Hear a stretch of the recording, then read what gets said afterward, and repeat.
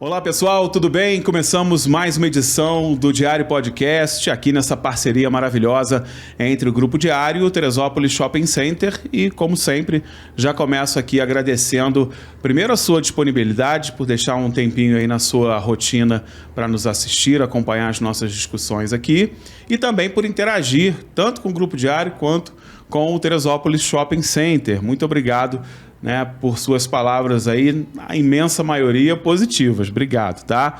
Da mesma forma com quem interage lá nas minhas redes sociais. Aproveito para começar também agradecendo ao Centro Universitário Serra dos Órgãos, a minha casa, que gentilmente me cede para estar aqui nesse projeto maravilhoso e interagir com você em mais uma edição do Diário Podcast. Sempre lembrando, faça parte também.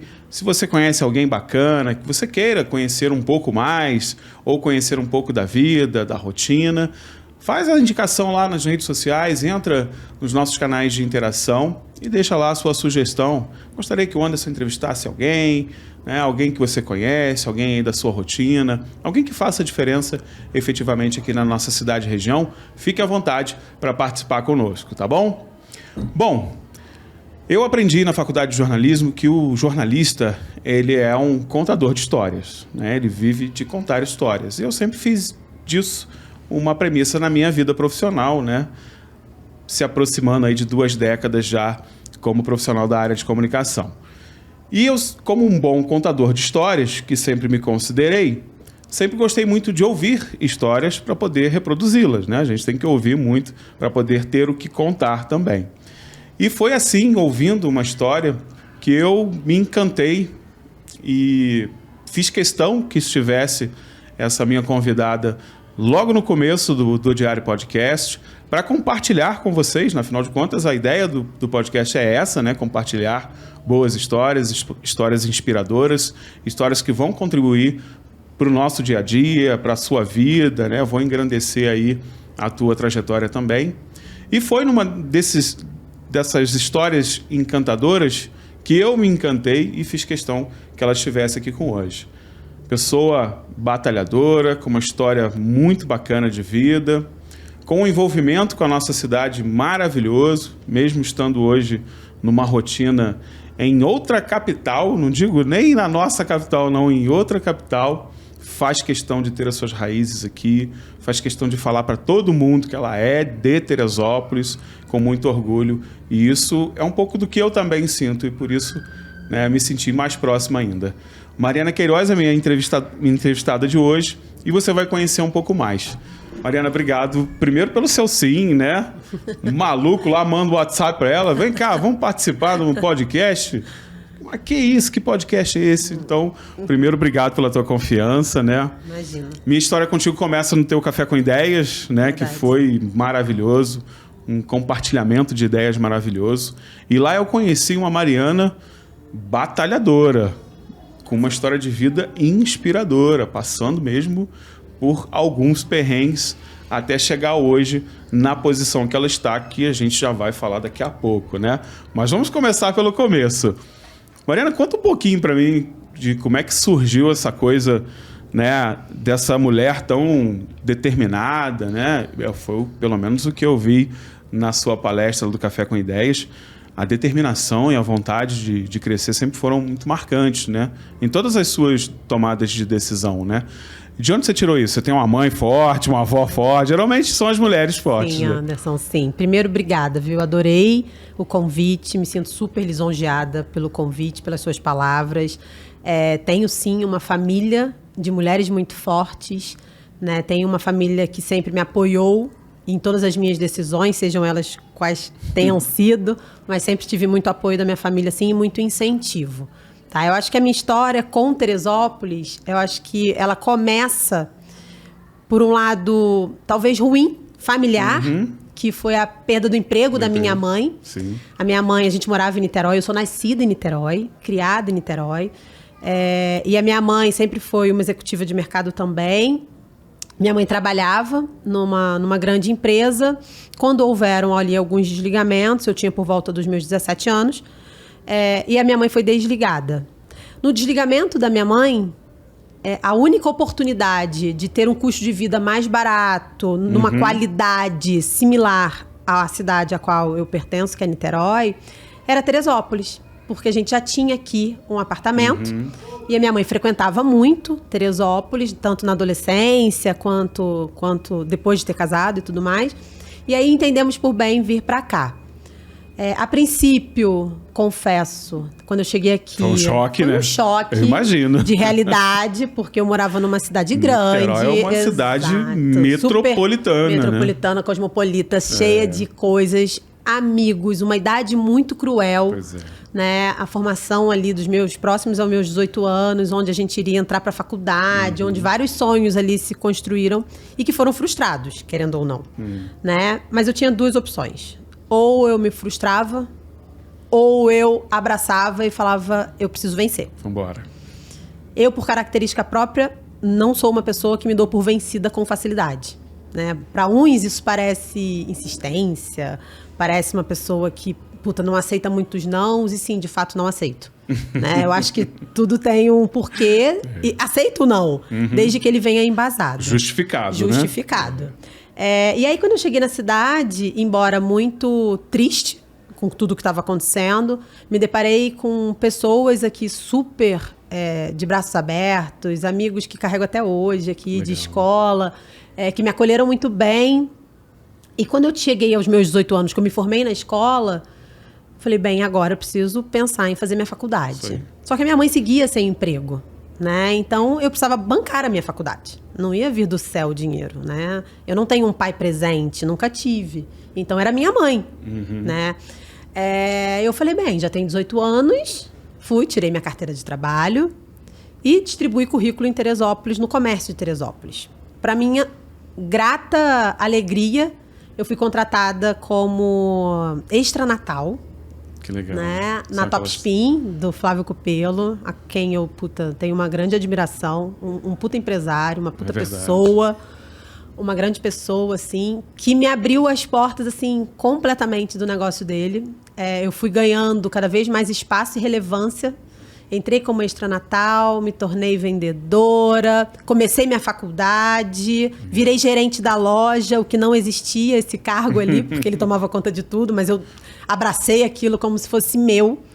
E eu acho que essa é uma característica que eu carrego até hoje, Anderson. Tudo que eu faço na minha vida profissionalmente, não importa a empresa que eu tenha trabalhado, ela é minha. Sim. Entende? Então, essa sensação e esse sentimento de dono, isso também me traz uma fortaleza muito grande. Pelo ônus e bônus, né? Então, o que dá certo também sou dona, mas o que dá errado eu também sou dona. Então, depois que eu saí da Top Spin, já com a minha faculdade por completar, fui trabalhar numa outra área, né, que não fosse a do esporte. Fui trabalhar com a Márcia, da Alta Magia, e com o Henrique, dois queridos também. E exatamente nesse período de transição, eu estava prestes a casar. Eu casei muito nova, eu casei com 22 anos. Muito né? Então, e meu marido sempre foi da cidade, comerciante também, empresário na cidade e tudo mais. Me juntei a ele, meu marido, na ocasião, que já tinha outros sócios numa loja, aqui no shopping, Teresópolis, inclusive. Tive a oportunidade de ser lojista durante 4 anos, aqui no shopping Teresópolis. Fui muito feliz. Mas eu levo comigo 2 palavras que, para mim, me definem muito e que a todo tempo eu trago. Contentamento e conformismo. Que fique muito claro para todo mundo os 2 conceitos. Porque, para mim, isso, desde o dia que me foi apresentado, isso me traz uma luz. Porque o que eu entendo por contentamento? Contentamento é aquilo que eu estou contente, embora talvez não tenha chegado ainda no que eu planejo. Mas o contentamento, ele me traz felicidade, ele me traz contentação, né? E o conformismo, ele me traz uma zona de baixa ambição, de baixa provocação, ele não me traz movimento. Então, a todo tempo, na minha cabeça, eu preciso ser uma pessoa contente e não conformada. Porque o conformismo não me levaria a lugar nenhum. Então, mesmo diante da oportunidade de ser dona da minha loja, eu sentia que aquilo... Eu precisava de mais. Eu podia mais, eu queria mais. E não estou falando só de parte financeira. Não, de desafios mesmo. Perfeito, né? de desafios profissionais. Eu sou uma pessoa que sou movida por desafios profissionais. Porque dos pessoais, eu acho que eu resolvi muito cedo. Embora eu tenha casado muito cedo, com 22, tive filho só com 30. Então eu sou muito bem resolvida, pessoalmente. Mas quando a gente fala de profissionalmente, eu sempre acho que a gente pode ir a mais. Né? E aí, numa dessas minhas pesquisas pelo que fazer a mais, entrei para um curso na Fundação Getúlio Vargas, junto ao meu marido, de comércio exterior. Porque nesse meio tempo, meu marido também vendeu a empresa dele e estava em busca de um novo negócio. Então a gente descia para a GV 2 vezes na semana à noite para estudar e fomos juntos até a formatura. Só que no meio do curso da GV, houve um processo seletivo, ainda em jornal, impresso. Opa! Que falava sobre uma vaga para gerente de banco, que ainda era extinto Unibanco. Nossa. E aí eu falei, caramba, nunca fiz um processo seletivo, nunca tinha participado de um processo seletivo, e eu sempre sonhei trabalhar em banco. Em trabalhar como executiva. Eu não sabia onde. Porque, na verdade, eu curtia muito... Pode ser cafona, acho que os seus ouvintes vão me achar super cafona. Mas eu via e adorava o programa do Roberto Justus. O Aprendiz. Meu sonho era participar do Aprendiz. Porque eu achava aquilo o máximo. Sabe, aquelas pessoas ali lutando por aquele espaço, por aquela vaga. O do Justus eu achava legal. O do Trump, nem tanto. O do Justus eu sou mais modesta. Eu tava no Justus, entendeu? Mas o do Justus era muito melhor do que o do Trump, né? Com certeza. Super. E aí, meu sonho era participar de um processo seletivo. Eu achava chique. A verdade é que eu achava chique. E aí, fui com a cara e com a coragem participar do processo, sem saber absolutamente nada de matemática financeira, embora tenha sido... Eu sou formada pela FESO em administração, mas no detalhe de fazer uma prova de matemática financeira, eu falei, vou com a cara e com a coragem. Eram 5 etapas, Anderson. Passei na primeira e eu fiz sem ninguém saber. Não avisou pra ninguém? Não avisei pra ninguém. Eu tava quietinha, fazendo as minhas coisas. Entendi. Fiz a primeira porque eu falei, vai que dá certo, né? A primeira. Passei. Era português e matemática. Opa. Passei. Na segunda era um texto, uma redação, uma oratória. Ok. Também estava acostumada. Comerciante, oratória. Quanto tempo? Tranquila. Fui. A terceira já era com os executivos do banco. Por último, era com o head de toda a operação do Unibanco no Brasil. Chama Márcio Schettini, na ocasião. E o Schettini... estava acompanhado de um outro executivo chamado Marcos Buchton, que depois foi para mim uma grande pessoa também, que me acompanhou na minha carreira ao longo de muitos anos. E o mais engraçado é que, quando eu entrei na sala para fazer um bate-papo com eles, a única coisa que eles me perguntaram foi: o que você entende de banco? E aí, naquele momento, eu falei, acabou minha cara de pau, não tem mais o que falar. Já não tem mais como esconder. Eu falei, olha, nada além de pagar conta. E aí eles começaram a rir. Eu uso bastante o banco, né? Eles começaram a rir, enfim, e aí falaram, tá bom, ok. Aí, daquele dia, eu voltei pra Teresópolis e falei, perdi. Não vou entrar, claro que não vou entrar, tá tudo certo, mas adorei participar do processo, vou continuar, quero. Pra minha grata surpresa, 2 dias depois... me liga a headhunter da vaga e me fala, Mariana, você passou no processo. Que maravilha. Só que a gente tem uma notícia para te dar. A vaga não é pro Rio.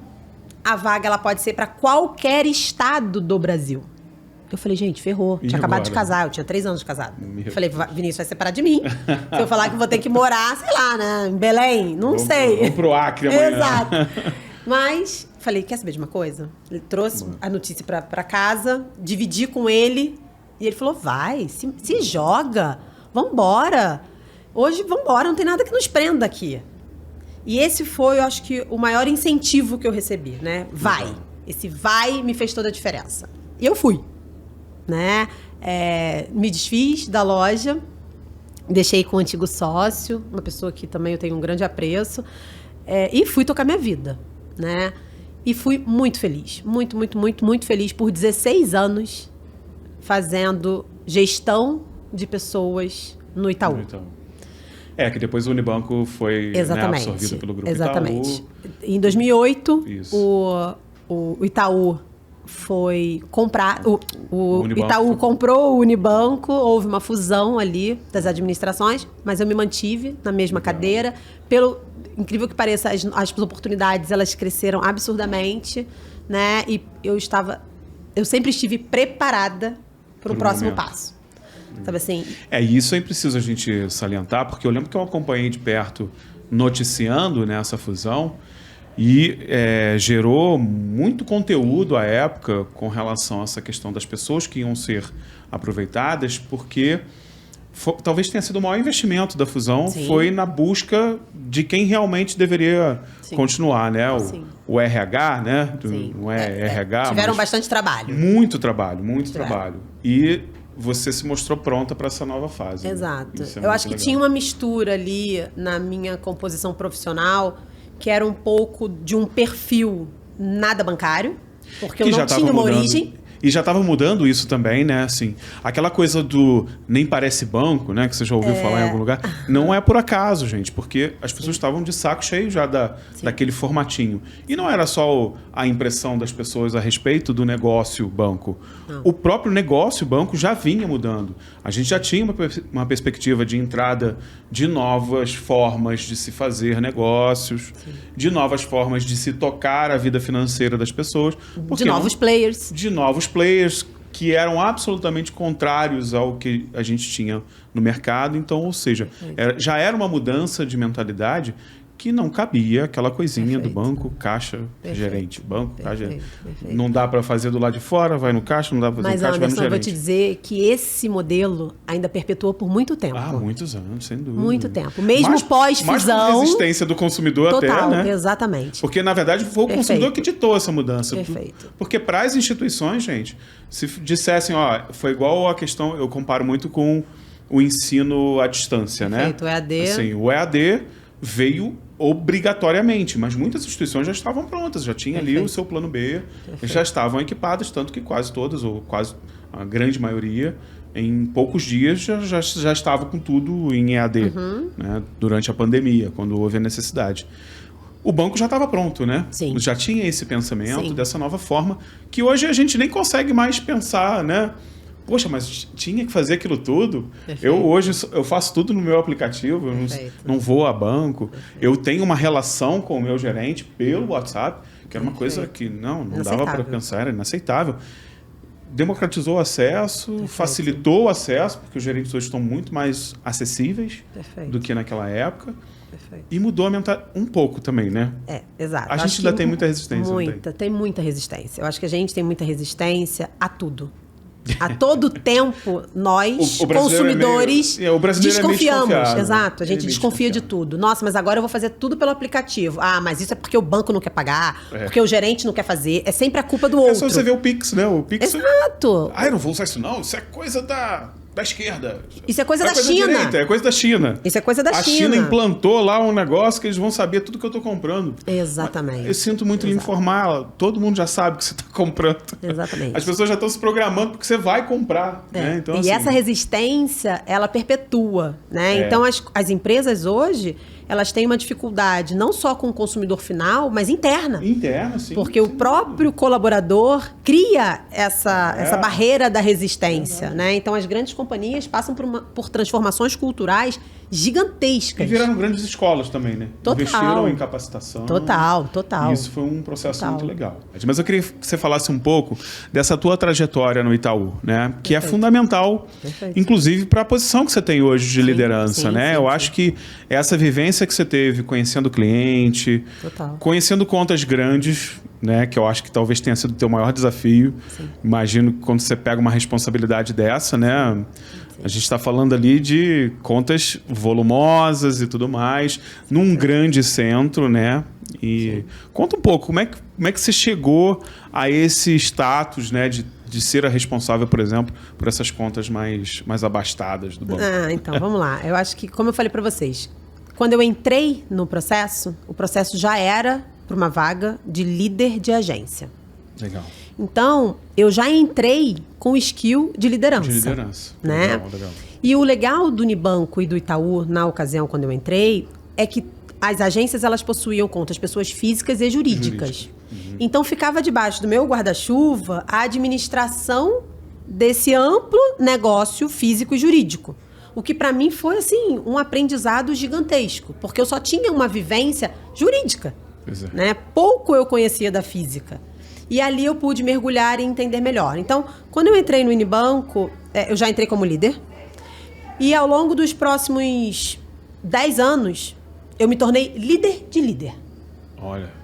Eu alcei um voo maior, tá? E exatamente por que eu alcei um voo maior? Eu acho que, claro, meritocracia e reconhecimento, sem dúvida nenhuma, resultado, banco, instituição financeira. Gente, números... É número, gente, ponto. É número. Só que os números, eles precisam serem complementados e contextualizados com outros skills, né, de comportamentos e de atuações.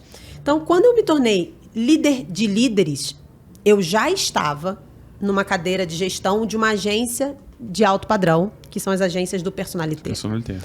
Quando eu fui convidada para ir tocar uma agência do Personnalité, eu fui convidada a inaugurar a agência de Petrópolis.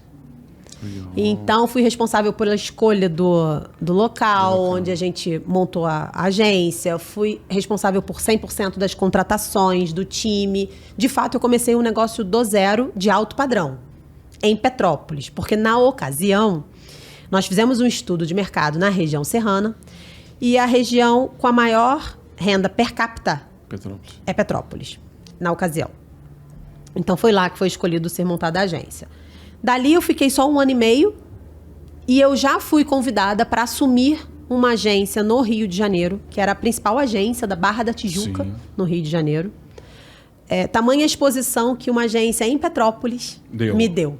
A visibilidade de um resultado com as competências, né, comportamentais, ali, técnicas, me fizeram galgar esse espaço nessa que era a maior agência, uma das 2 maiores agências do Rio de Janeiro, porque a outra era Rio Branco. E, puxa, foi um privilégio. Mas, de fato, foi ali que eu aprendi, Anderson, a lidar com grandes fortunas. Né? Com grandes investidores, com perfis de pessoas, muitas das vezes públicas. Né? Muitos artistas, muitos jogadores, muitos políticos, muitos empresários. E ali eu me formei nesse sentido, né? Em alta renda. Ali na Barra da Tijuca, a gente tem, sim, um nicho e um PIB muito elevado. E ali eu conquistei um novo degrau. E são realidades até bem assustadoras para quem não está acostumado, muito, né? Muito. Como pode essa pessoa ter tanto... Muito. Tem, né? Tem muito. Tem. E eu vou te contar depois, porque a gente acha que a realidade no Rio de Janeiro ela é assustadora. Mas quando a gente fala de uma capital como São Paulo, que é a que eu vivo hoje, você chega a se assustar. Você fala, nossa. É mega. Né? Caramba. Né? Então, voltando para a Barra, quando eu estava na Barra ainda como líder de uma agência grande, de um porte grande, já com muitos colaboradores, um time já de mais de 15 pessoas, eu fui promovida a líder de líderes. Né? E ali, a partir dali, eu comecei a gerir todas as agências físicas do Itaú Personnalité, ali do eixo Zona Oeste, Zona Sul. Então, todas aquelas agências ali se tornaram o meu pool de atendimento. Foi muito desafiador esse primeiro movimento relevante na minha carreira, quando eu me tornei líder de líderes. Primeiro, porque eu tinha uma idade muito abaixo da média dos líderes de agência. De quem já estava lá. De quem já estava lá. Então, já há uma resistência natural. Tanto por parte dos colaboradores, quanto por parte, muitas das vezes, dos próprios clientes. Né? Quando você se apresenta como gestora do gestor, né? A pessoa fala, nossa, mas você assim? É uma menina. Essa carinha de menina aí. Então, a minha vida, Anderson, ao longo desse período todo, até eu me tornar líder de líderes de alta renda, eu sempre tive que me provar muitas vezes. Primeiro, porque o ambiente sempre foi muito machista. Isso é uma realidade. Até hoje. Não existe aqui. Não. Fato. Né? Então, você sempre, enquanto mulher, tem que sempre se provar muito. E eu era muito jovem, eu tinha 25 anos. Então, com 25 anos, eu já tinha uma responsabilidade gigantesca. Eu administrava mais de 13 bilhões de reais. Isso é um negócio muito significativo e muito importante.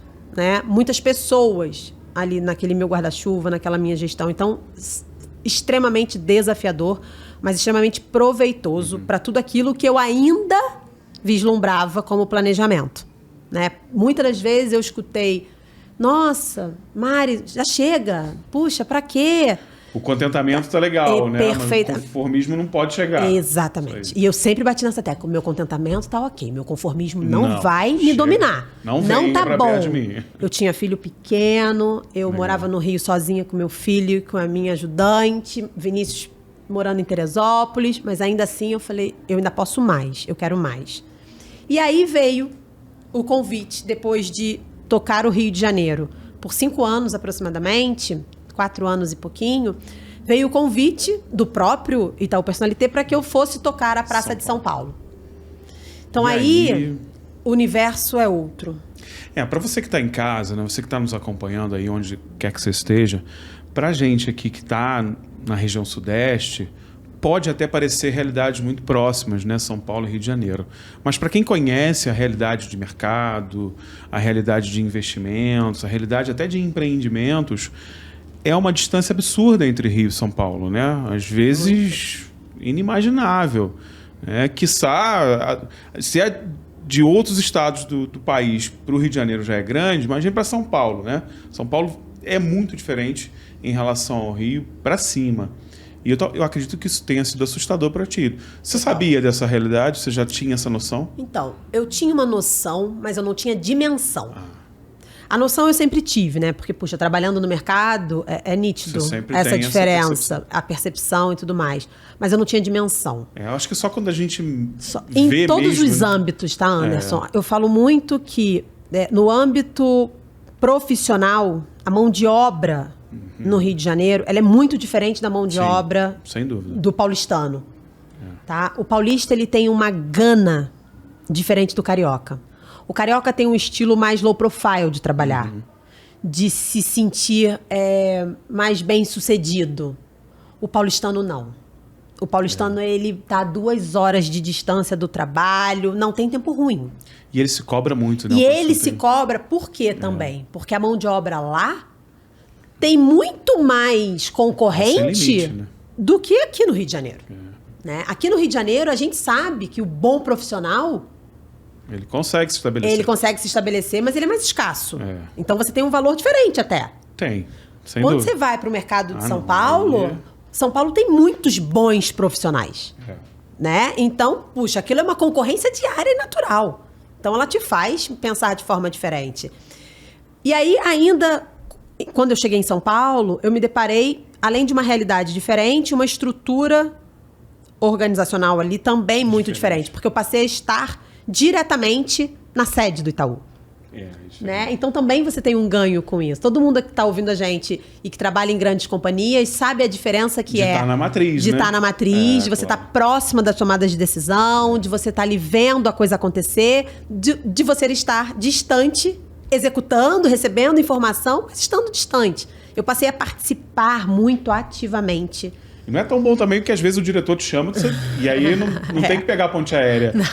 Não tem nem tempo. Andar de diferença dele. Então, exatamente. Aí tem que ir, não tem jeito. Mas isso para mim foi muito positivo. Legal. Porque isso me trouxe questionamentos, porque eu sempre galguei muitas coisas novas, diferentes, eu sempre quis mais. E a distância, muitas vezes, da matriz, me impediam de opinar, de contribuir de forma diferente. Até de propor mesmo, né? Perfeito, de propor, de sentar numa mesa do lado. Né? E quando eu cheguei em São Paulo, eu tive todas essas oportunidades. Então, daí surgiram 2 questionamentos na minha cabeça. A gente falou lá atrás, né, que os novos players começaram a aparecer.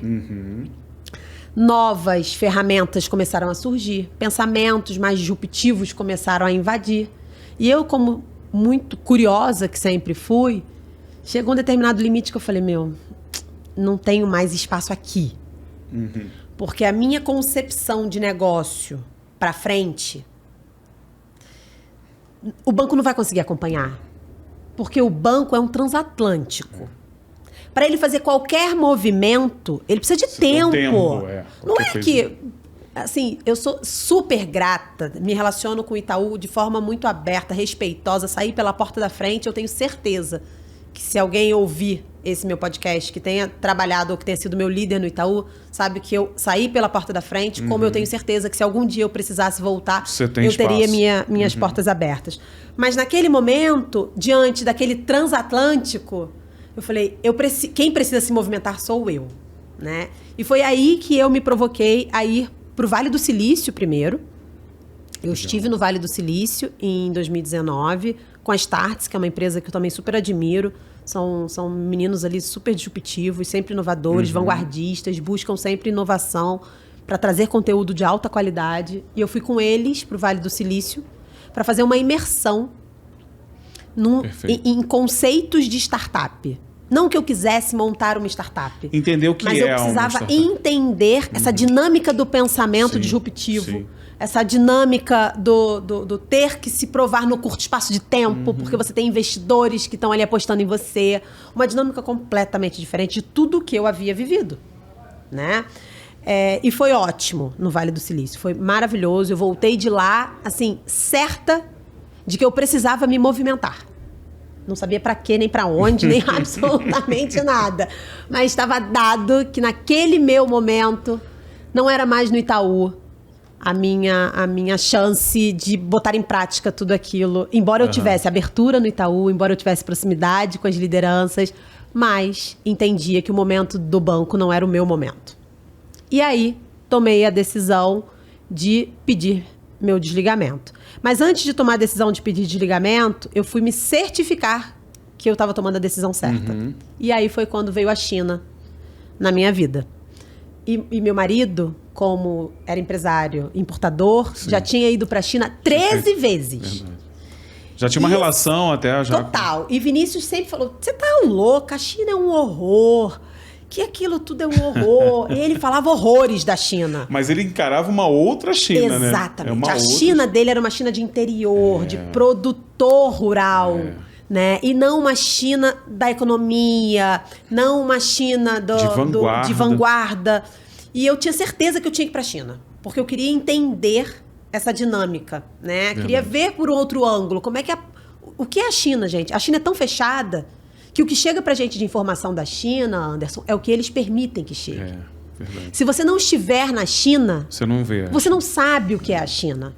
É verdade. Daqui, nenhum conteúdo que você vá ler e nenhuma informação pode ser em qualquer mídia, CNN, qualquer um pode botar aí Infomoney, qualquer veículo de comunicação hoje não tem a dimensão 100% de certeza sobre aquilo que fala, porque as notícias só saem da China pela China. Então, hoje, eu precisava viver isso. Eu precisava entender aquilo. E aí, de novo, a Startse estava fazendo um programa. Eles me chamaram, porque eu tinha ficado em segundo lugar, na verdade, no Vale do Silício. Quando você vai, você tem uma competição de montar uma startup, fazer um pitch de vendas oficial para uma mesa de investidores. E ali tem um pódio. E, puxa, fui agraciada com o segundo lugar. Maravilha. Saí, desci do palco, tinha um investidor anjo falando, eu topo botar a sua ideia de pé. Eu falei, nossa, mas isso aqui é só uma brincadeira pra mim, pelo amor de Deus. Foi só pra controlar aqui. É só pra fechar o meu programa e tudo E pra mais. você que não sabe o que é o pitch, né, o que é essa coisa, é aquele programa Shark Tank, né? Exatamente. Você tem lá uma banca de investidores e você tem um tempo curto ali. 3 minutos. Pra apresentar a tua ideia para vender o teu peixe, né? Por Exatamente. isso a questão aí do Shark Tank, né? É isso. É isso. É isso. O pitch é exatamente o Shark Tank. E eles estão ali como tubarões mesmo, né? Tubarões, total. Eles querem entrar como sócio. É isso. E que são, na verdade, os chamados investidores anjos. Né? Existem várias etapas, mas o investidor anjo é o inicial ali, quando a gente está em seed, que a gente chama que é uma semente. Né? De uma startup. Enfim, e aí quando eu voltei de lá, eles tinham um programa para ir para a China. E aí um grupo de executivos que me viu ali participando, imagina, eu sou bastante comunicativa, acho que deu para perceber. Então eu fiz boas amizades ali, me juntei a pessoas que eu vi que tinham muito conteúdo para trocar, e pessoas de mercado muito importantes, e fomos para a China, em dezembro de 2020. Nossa. Exatamente no mês da pandemia. Exatamente. Eu estava na China, meu Deus, dentro da pandemia, sem saber. Mas, enfim, fomos para a China. E chegando na China, eu vi um mercado que a gente não conhece. Né? Um mercado aberto, um mercado com muitos pontos negativos, porque não há um controle. Né? Ali há o envolvimento do governo em absolutamente todos os meios de negócio. Não tem nenhum negócio que o governo não esteja envolvido, embora disfarçado, né? Mas estão envolvidos. Mas eles têm uma dinâmica de negociação, né? E tem uma dinâmica ali financeira muito disruptiva. Né? Enfim, voltei decidida, de fato, depois de ter ido para o Vale, ter me certificado na China de que eu precisava me movimentar. Né? Eu precisava buscar um espaço em uma empresa que tivesse um mindset mais aberto, que eu pudesse contribuir, que eu pudesse aplicar aquilo que eu acreditava, que eu pudesse construir o meu negócio. Que eu fosse empreendedora dentro de uma companhia. Eu não tinha vontade e nem tenho de ser uma empreendedora. Admiro inúmeros empreendedores, inclusive daqui da nossa cidade, admiro vários, porque eu vejo capacitação, eu vejo que não se contentam, eu vejo que estão sempre subindo a barra, tenho maior admiração por vários empresários, empreendedores de Teresópolis, mas não é o que eu quero mais para o meu modelo de vida. Legal. E aí, voltando da China, eu fui surpreendida por um convite da XP, matriz, né? Acho que muitas das pessoas conhecem a XP pelos autônomos, principalmente aqui no interior. Sim, no interior tem muito, né? A gente tem bastante representante autônomo. Que são os representantes que fazem, né, o negócio. Exato, que fazem as intermediando, né? Exatamente. Só XP. Que o meu negócio não é autônomo. Eu sou XP Matriz. Contratada por eles para fazer exatamente um block trade de clientes que eram do banco para uma corretora. Né? Então, apresentar uma corretora, montar um negócio do zero. Ganhei um papel em branco. Que beleza. Com um budget. Falaram, monte o seu negócio. Então, sabe quando tudo cai perfeito? Era isso que eu queria, montar um negócio. Com as características do que eu acreditava. Com uma empresa e uma companhia por trás de mim. Sólida, né? Sólida. Né? Porque eu não vou me juntar... Claro. Poxa, eu tinha 16 anos de mercado e prezo muito pelo meu nome. Imagina. Jamais faria uma união com alguém que eu não me assemelhasse, que não fosse me acrescentar. Enfim. E aí fui convidada para fazer esse projeto na XP, o qual eu estou até hoje. Já trouxe comigo bastante gente. Continuo contratando. Naturalmente, muita gente que passou pela tua vida profissional, sim, com total. certeza. Todos que estão comigo vieram das minhas origens. Que legal. Todos que estão comigo vieram de trabalhos anteriores e que eu tive o prazer de poder escolher e ser escolhida. É claro. Porque todos estavam empregados. Então, quando você faz uma proposta, você também é escolhida. Claro. Né? Então, isso é uma responsabilidade mútua. Ou seja, ela deixa ali aquela segurança por uma segurança maior, né? Perfeito. E já que a tua credibilidade ofereceu essa segurança maior, perfeito. Isso realmente acredito que não deva ter preço, né? Não tem. Não tem, essa Anderson. reação é muito legal. Eu acho que se tem uma coisa hoje que eu me orgulho, é de olhar para trás e falar, caramba, tem aqui uma quantidade significativa de pessoas que estão te acompanhando que estão me acompanhando porque acreditam no meu modelo de liderança. Né? Não sou uma pessoa fácil, não sou uma líder complacente, não sou uma líder, muitas das vezes, empática. Por quê? Porque na minha cabeça eu não posso entrar em conformismo. É isso aí. Eu preciso entrar em contentamento. Eu preciso estar em alerta ao meu contentamento. Então, a todo tempo, é provocação em cima de provocação. Isso, para quem tá ali já quase entrando pro conformismo, é um baque, né? É um baque, mas você, pela tua postura, necessita realmente isso. A gente tem um futuro agora com mudanças mais rápidas, né? Ou seja, aquele processo todo que você enfrentou lá da mudança do banco, naquele sistema tradicional, se deu ao longo de algumas décadas, né? Eu diria. Pelo menos uma década e meia, quase duas. Perfeito. Hoje as mudanças acontecem quase de ano a ano. Né? Novas formas de se fazer negócio, novas formas de se querer fazer negócio, né? A gente vê muito isso. E como é que hoje a instituição financeira sobrevive a esse processo de mudança? Porque eu acredito que talvez dos modelos de negócio, a instituição financeira seja a mais presa à questão da credibilidade, né? Porque sem credibilidade, sem confiança do mercado consumidor, não há de se pensar em disruptura, novos modelos. Talvez a credibilidade seja o maior ativo, né, em jogo. Como é que sobrevive a tantas mudanças o tempo todo, e você está vivendo isso, além, né, com essa necessidade de você ter uma credibilidade que lhe garanta essa possibilidade de passar por essas crises? Acho que assim, Anderson, que as mudanças elas ocorrem anualmente, é fato, é dado, e não adianta a gente lutar contra. Não tem porquê. Acho que só de você, enquanto companhia, entender o seu papel e acompanhar as evoluções, já é para a sociedade... Já é um ganho, né? Um ganho e uma segurança. Claro. Né? Por quê? Porque, puxa, hoje muito se discute sobre inteligência artificial e que ela irá substituir a nossa mão de obra. Faz sentido. Gente, lei do engano, né? Faz sentido. Não faz o menor sentido. E por que eu falo lei do engano? Porque hoje, como nunca, a presença e a relação pessoal são diferenciais. Então, se você parar para perceber, todas as empresas hoje estão extremamente preocupadas com satisfação de cliente. Esse é o principal pilar e medidor de qualquer grande empresa hoje. Né? A gente tem aqui várias fontes de medidas, né? Mas a gente tem uma prioritária, que é o NPS, que hoje muitas empresas já utilizam, que é normal, e que é dali que todos os CEOs, todos os C-levels ali tomam as suas decisões pensadas naquele ponto de partida. A experiência do cliente é que muda daqui para frente.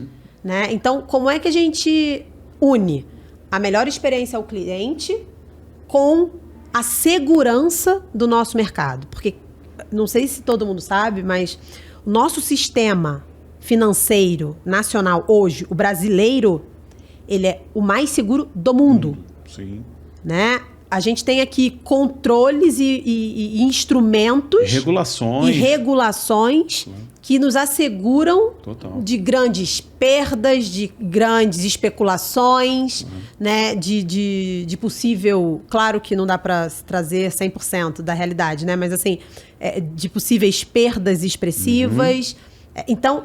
esse já é um ganho. E veio de um aprendizado de muita pancada na cabeça. Perfeito. Vocês lembram dos planos aí econômicos? Perfeito. Vem de tudo isso. A legislação e o nosso processo de fiscalização e os órgãos acompanhamento competentes, né? Foi extremamente competente, porque nós tomamos um baque muito grande e quase tivemos o comprometimento de uma nação inteira em razão disso. Então, quando a gente olha para o futuro, quando eu penso no futuro e na relação, né, de serviço, que é o que as instituições financeiras, as corretoras, a qual eu pertenço hoje, o que a gente faz é buscar no protagonismo do cliente o entendimento do que para ele é serviço. Porque muitas das vezes eu escuto de clientes assim: não, Mariana, fica tranquila, não precisa me ligar todas as vezes que a taxa Selic cair. Fica tranquila, eu confio em você. Mas... E aí você fala: ótimo, esse é um elo que nenhum player vai mudar. Não tem Pode como. entrar quem quer que seja. Por mais tecnológico que ele seja. Por mais tecnológico, por mais colorido, atrativo, não existe maior relação de confiança do que a expressão do cliente ao seu serviço. Então, acho que todas as empresas hoje, quando eu falo de futuro, eu acho que a principal pauta é a centralidade no cliente. É olhar para o cliente de verdade. Né? Como é que eu posso dizer?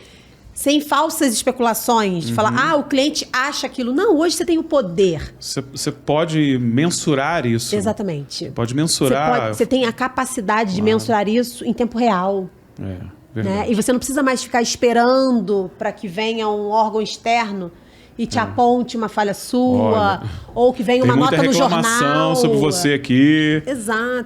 Tem muita gente reclamando, tem muita gente processando, não tem necessidade. E Anderson, isso a gente pode trazer para qualquer mercado. A gente o financeiro é muito evidente, né? Assim, porque essa relação de confiança, né, e de investimento no cliente, ela é muito clara. E a gente percebe isso por qualquer transação que você faça hoje no mercado financeiro. Você vai fazer, por exemplo, um empréstimo, você vai fazer não sei o quê. todas as instituições, ao término daquela relação, ela te pergunta o que você achou. Durante a relação, ela está te perguntando o que você está achando. Perfeito. Você indicaria isso para alguém. Gente, isso não é por acaso, né? As pessoas... O controle dessa jornada Claro, de relação, é fundamental. ela precisa ser medida e mensurada. Por quê? Porque hoje, com a tecnologia, você consegue fazer pequenas mudanças. Claro. Muitas das vezes eu recebo assim... Hoje eu recebi uma pesquisa de satisfação de um cliente que ele apontava que o nosso aplicativo do cartão, ele estava tendo dificuldade na visualização da fatura. Na mesma hora, você endereça aquela oportunidade para a equipe que cuida daquela plataforma, e eu tenho certeza que em 2, 3 dias, se aquela modificação fizer sentido, ela entra no ar. Claro. Na hora. 3 milhões de clientes. É isso. Então, a gente precisa pensar que a tecnologia, muitas pessoas ainda brigam muito com a tecnologia. Muitas pessoas ainda têm muito receio de como a tecnologia... Gente, a tecnologia influencia a gente em absolutamente tudo na nossa vida. Positivamente e negativamente.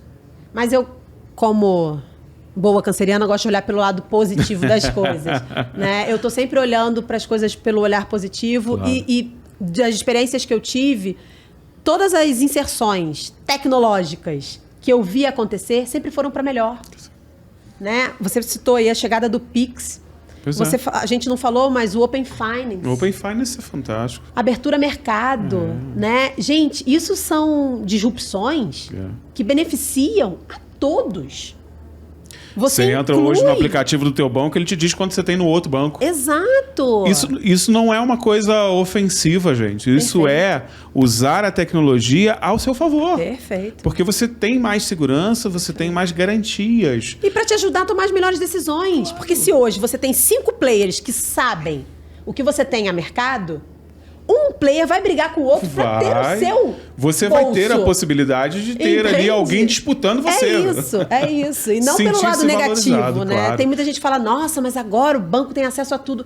A corretora tem acesso a tudo. Tem, gente, porque isso é positivo. É bom, porque tem que ter isso mesmo. Gera concorrência, isso gera pontos muito positivos. Então, olhar para o futuro, para mim, é olhar com muito entusiasmo que a tecnologia vai nos apoiar a customizar cada vez mais essa relação empresa-cliente. Que eu acho que esse é o grande barato. Fazendo um pouco aqui do advogado do diabo, você não acha que essa percepção, às vezes, até equivocada dessas relações do Open Finance, de outras ferramentas, não tenha sido um pouco distorcida para os grandes consumidores em razão de uma dificuldade de entendimento até dos meios de comunicação mesmo de passar isso? Não digo nem das instituições, porque as instituições têm as suas limitações. Mas, na medida que isso vai para o coleguinha lá, jornalista, e o coleguinha não consegue passar com a transparência necessária, isso acaba criando mais dúvida até do que efetivamente elucidando uma dúvida. Eu concordo e discordo que sejam só pelos meios de transmissão. Por que eu discordo? Porque não é interessante hoje para os grandes bancos o Pix. Não é interessante aos grandes bancos o Open Finance. Não é interessante por quê? Para os grandes bancos, que a gente chama de bancões, que eu vou tomar a liberdade de chamar de bancões, por quê? Entraram pequenos operadores. Hoje, você faz empréstimo. Você quer fazer um empréstimo? Você tem 10 empresas que fazem empréstimo. E não mais só os bancões.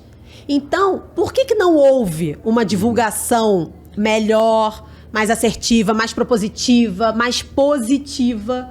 Porque não há interesse dos bancões nesse compartilhamento em massa. Que são os maiores anunciantes, Exatamente. Né? Então, hoje, eu acho que os jornalistas, sim, também, muitas vezes, por não entenderem o conteúdo profundamente, não sabem explorar. Verdade. Né? Mas é inegável que tanto o Pix quanto o Open Finance são assim, ferramentas super democráticas, ferramentas que apoiam muito o consumidor brasileiro a tomar as melhores decisões.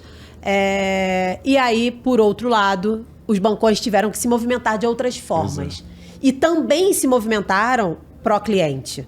Embora os bancos tenham perdido muita receita com essas duas frentes, porque a concorrência se tornou muito mais acirrada do que era, eles também se movimentaram e estão conseguindo promover, talvez, uma qualidade de serviço melhor. Porque também agora com a concorrência, opa, eu tenho que fazer coisas diferentes. Estão incluindo serviços de corretoras dentro dos próprios bancos. Perfeito. Enfim. Coisas que até então era muito resistente, entendeu? E o futuro das corretoras hoje, como é que você vê? O crescimento é inegável, né? Inegável. Nem os bancões conseguem mais negar esse crescimento. É um crescimento que quem conhece mercado a fundo já sabe que era uma coisa inevitável, né? Porque era um modelo de negócio que estava chegando com muita força. Mas como é que você vê a partir de agora? Então, quando a gente fala de corretora, a gente está falando de... Parece que a gente está falando de um nicho pequeno, só de grandes investidores. Porque no Brasil, a gente ainda Durante muito tempo foi só isso, né? A gente ainda tem um preconceito sobre a palavra corretora. Corretora, é verdade. Né? Muitas pessoas associam as corretoras à renda variável. A mercado de balcão, de bolsa, segurança, e em perda de valores.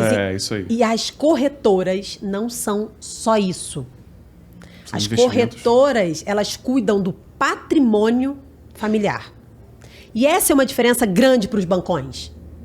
Hoje, os bancões concentram 94% de todos os investimentos de todo cliente que investe hoje, 94% ainda estão nos bancões. Estão nos bancões. Então, quando você me pergunta sobre o futuro das corretoras, eu vou falar, cara, é brilhante o futuro. Pelo menos 94%. Pelo menos.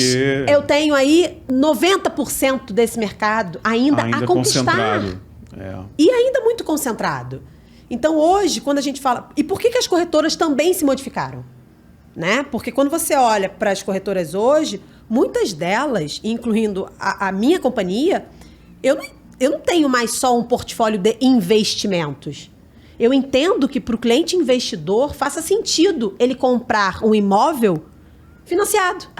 Porque muitas das vezes o meu retorno sobre o capital dele, bem alocado, numa diversificação de portfólio, paga ele o financiamento. Então não faz sentido ele se descapitalizar para comprar um imóvel. Então hoje eu já tenho plataforma de crédito imobiliário. Puxa, as corretoras passaram a ter cartão de crédito. Sim, claro. Porque qual é o sentido do meu cliente hoje de alto valor ter um cartão de um bancão para que ele tenha uma conta no bancão só para pagar um cartão? Não faz sentido. O meu cliente vai concentrar aqui. A maioria todos os nossos cartões não tem custo. Então, quando você olha, isso já é um benefício para o consumidor. E que os bancões também reviram isso durante muito tempo. Foi uma política quase que imestível, né? Dentro das instituições. E até hoje, no mercado de varejo, nos bancões, é inegociável. Isso, negociável. Todos pagam anuidade. Né? E aí não tem um serviço diferenciado. Que diferença você faz? Por que as outras grandes empresas entraram, principalmente nesse nicho de cartão de crédito a custo zero? Exatamente porque não faz muito sentido esse tipo de cobrança. Então, as corretoras hoje, elas têm um aparato, né? Quando a gente fala de gestão de patrimônio, que muitas das pessoas entendem só como poder de investimento, né? Não é só isso. Né? Pelo contrário. Pelo contrário. Hoje, a gestão de patrimônio, ela trabalha desde a sua sucessão patrimonial. Então, Anderson, hoje você é avô.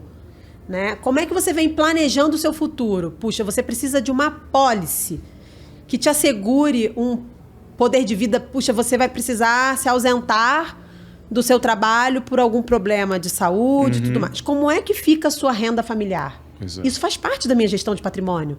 Isso faz parte do que eu faço. Te mostrar caminhos para que você não precise mudar o seu padrão de vida. Por que muitas pessoas, quando se aposentam, perdem padrão de vida? Né? Não, agora eu não posso mais viajar 3 vezes por ano. Não, agora eu só posso... Meu neto tem que estudar em escola mais barata, porque, puxa, deixei de trabalhar. Isso tudo é planejamento. Né? E a gente, dentro da corretora, consegue organizar muito bem isso. Você vê, eu não tinha essa visão de corretora. Eu tinha uma visão, claro, um pouco mais ampla, evidentemente, mas não tinha essa visão tão complexa. Por exemplo, a parte de financiamentos, eu não sabia que contemplava. Você vê como é que a gente precisa mesmo quebrar esses sólidos que a gente às vezes grava aqui. São paradigmas, né, que não tem jeito. São resistências, né, que acabam nos impedindo de viver experiências melhores e de trabalhar experiências melhores. Eu vou, para a gente finalizar, senão a gente vai ficar aqui o dia inteiro, porque o papo está muito legal, Para finalizar, eu queria pegar um gancho de algo que você falou na tua palestra também, que eu achei extremamente importante e que me diz muito respeito hoje, porque estou na área da educação, né, trabalho como educador, e em especial na educação superior. Eu lembro que você disse que muitos dos problemas que a gente vive hoje é falta de educação financeira, que tinha que estar nas escolas. Sim. É o teu posicionamento hoje? Continua sendo. Eu acho que educação financeira, muitas pessoas acham que é ensinar a poupar o dinheiro. Isso. Como você vai guardar dinheiro? Como você vai guardar. Não é só isso. Tem que saber como gastar também. Exato. Você tem educação financeira passa por conceitos de expectativa da sua vida, de planejamento sobre o que você quer para sua vida, né? Como é que você insere determinados assuntos nas escolas, né? Ensiná-los só a poupar ou a entender a necessidade de guardar parte do que se ganha, isso é uma parte, mas não é a totalidade, né?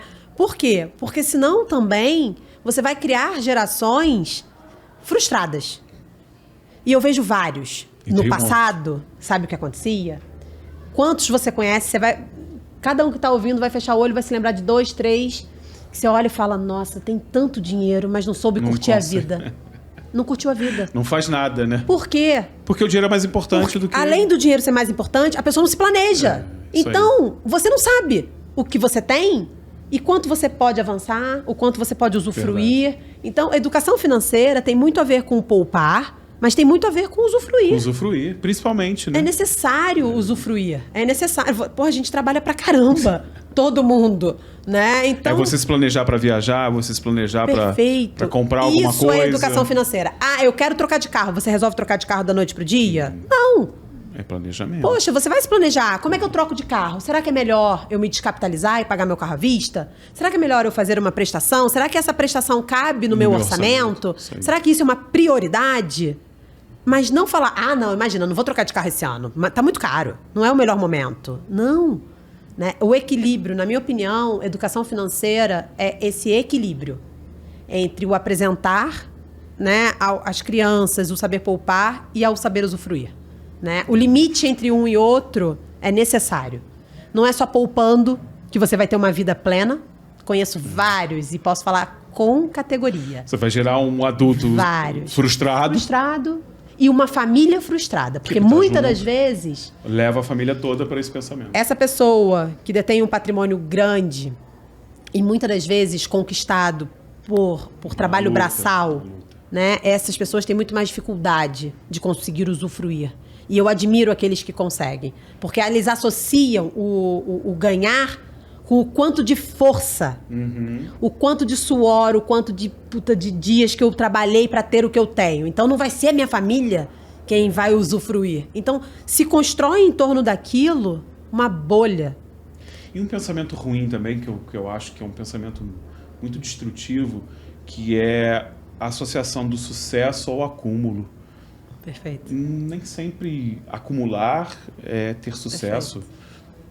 Não é exatamente, não são sinônimos, né? E muita gente leva isso como um modo de vida mesmo. Vou acumular porque estou tendo sucesso. E sucesso virou um adulto frustrado, uma pessoa ignorante, que não se relaciona com a família, que não conhece nada, que não conhece culturas, que não viajou, que não sabe falar uma outra língua, ou que nunca ouviu alguém falar uma outra língua do teu lado. Então são situações, gente, eu acredito que, e você que está em casa também vai concordar comigo, sucesso é um conjunto de coisas. Com certeza. Né? É um conjunto de coisas, não é só um acúmulo, né? Perfeito. E talvez no mercado financeiro tem muita gente ainda com essa coisa de acumular, né? Não, acho que no mercado financeiro a gente usufrui muito, tá? Todo mundo no mercado financeiro, sim, é bem remunerado. Claro. Mas a gente usufrui. Claro. Muito do que a gente conquista, a gente usufrui com a família, a gente usufrui pra gente. E eu vejo alguns nichos que muitas vezes também não vão me interpretar mal, tá, pessoal? Não é para ser 8 ou 80. Tô falando que é a necessidade de existir um equilíbrio. Equilíbrio. Porque eu também conheço muitos que ganham e gastam 100%, porque entram nessa vibe de eu tenho que viver.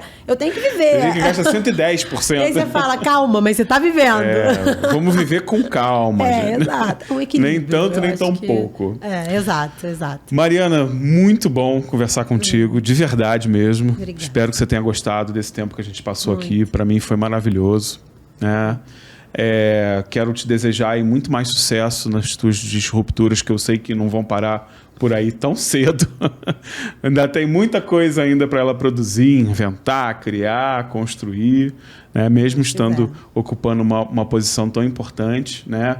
Alguém de Teresópolis, comandando tantas pessoas e ainda mantendo a sua raiz aqui na cidade. Isso para a gente é muito orgulho. Aliás, eu te agradeço por isso, né? Todas as pessoas que eu conheço que têm vida, né, profissional fora daqui, mas que mantêm a sua residência, a sua origem, filho estudando aqui, né, convivendo aqui final de semana, eu gosto de agradecer porque eu sou um completo apaixonado por essa cidade. Eu acho que a gente tem realmente um lugarzinho muito especial que a gente tem que cuidar, e quem cuida, eu sou sempre agradecido por isso. Eu acho que a gente tem que agradecer mesmo. Agradecer o Vinícius também, né? Que é uma pessoa que eu gosto muito também, de convívio desde a adolescência. Mando um abração para ele, tá? Sempre que você quiser participar, sempre que você quiser aqui manter a gente informado. Obrigado pela aula, né? Todo mundo que está em casa aí já sabe. E eu vou te dar uma dica. Viu um recorte aí do nosso podcast, passou um pouquinho pela fala da Mariana, compartilha. Manda para o grupo da família, manda para o grupo da empresa, que tem um monte de gente chata da empresa lá, ó. Escuta um pouco dela falando aí, vamos abrir a cabeça, vamos tornar o nosso dia a dia melhor. Compartilha bastante e assista, né? Se você está no recorte, assista o podcast inteiro. Tenho certeza que você vai gostar e tenho certeza que você vai parar tudo para ouvir até o final, como eu estou aqui muito triste de ter que terminar esse bate-papo agora, tá bom? Mariana, obrigado pela tua participação. Anderson, super obrigada, agradeço de verdade. E eu só queria deixar um recadinho final, assim, eu falei isso no Café com Ideias, né? A cidade de Teresópolis merece que nós a prestigiemos. Então, verdade. Eu morar aqui, eu fazer questão de toda sexta-feira estar aqui, segunda, voltar para São Paulo, mas manter minhas raízes aqui, consumir aqui, valorizar o empresário daqui. Isso é que vai fazer com que a cidade prospere cada vez mais. Verdade. Né? Eu conheço várias pessoas, infelizmente, que criticam muito as coisas, mas são incapazes de construir algo. Ou incapazes de valorizar a cidade em prol de um movimento melhor. Então, puxa, para quem é daqui, valoriza o que você faz, né? Se aprimora. Não é porque a gente mora numa cidade de interior, né? Que não é uma grande capital, que a gente não precise ser muito bom no que a gente faz. Que a gente não precise fazer as coisas com capricho. Que a gente não precise ser muito bom naquilo que a gente escolheu fazer. Não é o fato de você morar numa cidade de menor escala que te faz, que necessariamente te leva a ser medíocre no que você faz. Verdade. Desculpa o tom da palavra medíocre, mas é necessário. Sabe? As pessoas precisam entender que a gente é quem faz a nossa carreira, a gente é quem propaga a nossa cidade, a gente é quem desfruta dela. Então, se cada vez mais as pessoas acreditarem que Teresópolis pode ir adiante, a gente vai adiante, né? E por fim, eu gostaria só de deixar aqui meu imenso respeito a todos esses empresários que eles sabem, eu tenho certeza que eles sabem quem são, que fazem dessa cidade cada vez mais próspera e acreditam com o tamanho dos investimentos que estão vindo por aí. Os próximos anos de Teresópolis serão imperdíveis. Eu não vou estar longe daqui, de certeza. Eu também não. Espero estar aqui para usufruir de tudo isso, porque também concordo com você. Muitíssimo obrigada, viu? Obrigado, eu que agradeço. Pelo convite, adorei. E você que está em casa, não se esqueça, né? Na próxima semana estaremos aqui de volta com mais um convidado especial aqui nesse projeto maravilhoso envolvendo o Grupo Diário e também o Teresópolis Shopping Center. Quero finalizar mais uma vez agradecendo novamente ao Centro Universitário Serra dos Órgãos, né, a Unifeso, da qual a empresa da qual eu faço parte hoje, que gentilmente cedeu aqui o apresentador desse podcast para estar nesse momento com vocês. E se você estiver assistindo, não esqueça de compartilhar e não esqueça de interagir nas redes tanto do Teresópolis Shopping Center quanto do Diário de Teresópolis, tá bom? Um beijo grande para vocês, uma excelente semana para todo mundo e a gente se vê em breve.